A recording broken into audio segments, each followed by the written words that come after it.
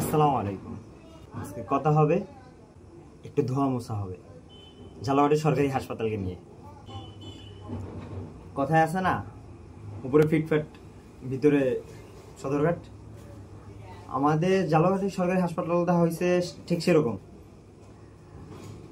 আগের চেয়ে অনেক ডেভেলপ হয়েছে। বাহির থেকে বলেন, তারপর পরিবেশগত অনেক ডেভেলপ হয়েছে। কিন্তু ভাই, আপনি যদি ওয়াশরুমগুলোয় যান, বিচ্ছিরি একটা অবস্থা।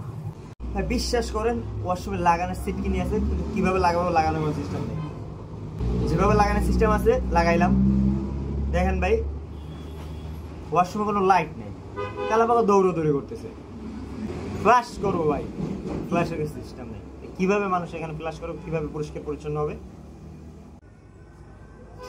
ঝালকাঠি সরকারি হাসপাতালকে অসংখ্য অসংখ্য ধন্যবাদ। তারা বাহিরের দিক অনেক সুন্দর করছে, অনেক উন্নত করছে। আগে দালাল ছিল, দালাল এখন বলতে গেলে নাই, অনেক কিছু করছে ভাই। সেটা হলো বাহির থেকে ভাই না, যেখানে আমাদের মূল সেবাটা, যেখানে রোগীরা ভর্তি হয়ে রোগীরা থাকে, একজন অসুস্থ রোগী এরকম ওয়াশরুমে গেলে সুস্থ থাকে কিভাবে?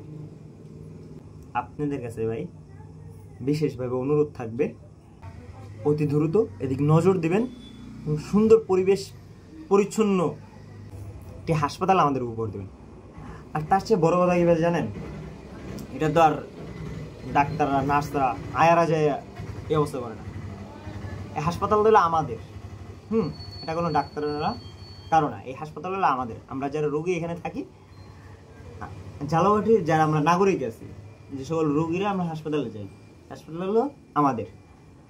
ভাই যারা যাই এইসব কাজ করস, এটা কিন্তু বাপদাদার সম্পত্তি। যেরকম মন চাষ ওইরকম সেরাই থুয়ে আসস, তোর জন্য আরো 10টা মানুষ কষ্ট পায়। তোরা কোন খেতে থাকস আল্লাহ জানে। আগের গেলে ওই ওয়াশরুমগুলো আছে না, তোরা তো ওগুলো ইউজ করতে অভ্যস্ত। তোরা এগুলার মর্মতা বুঝবি কিভাবে?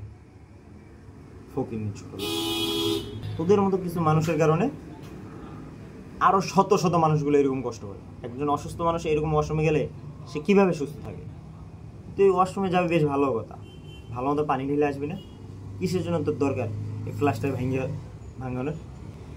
আল্লাহর রাস্তায় অনুরোধ থাকবে ভাই, এসব কাজ আর করিয়েন না। এবং প্রশাসনের প্রতি অনুরোধ থাকবে, অতি দ্রুত এই সকল ব্যাপার পদক্ষেপ নিন।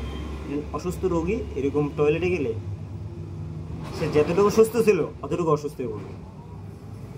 আল্লাহর রাস্তায় আপনার ব্যবস্থা গ্রহণ করুন।